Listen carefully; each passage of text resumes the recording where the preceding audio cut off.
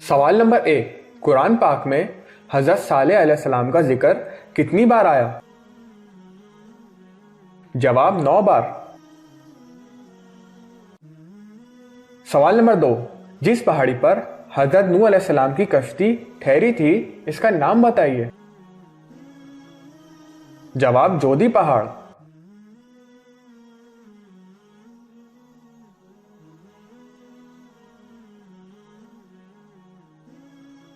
جواب مولانا اشرف علی تھانوی رحمۃ اللہ علیہ نے۔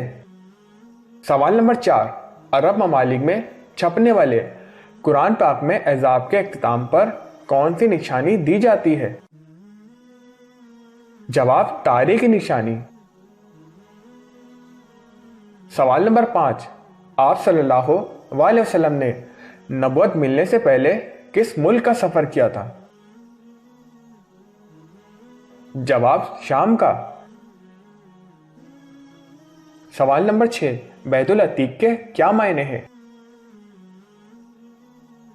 جواب پرانا گھر، قدیمی گھر۔ سوال نمبر 7، سورۃ اللہب میں کس کو بددعا دی گئی ہے؟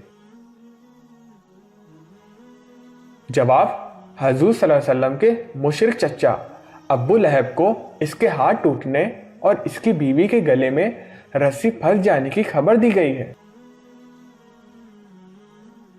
سوال نمبر 8، پہلے ہجرت میں عورتوں کی تعداد کتنی تھی؟ جواب 5۔ سوال نمبر 9، قرآن پاک کی حفاظت کا ذمہ کس نے لیا؟ جواب اللہ تعالیٰ نے۔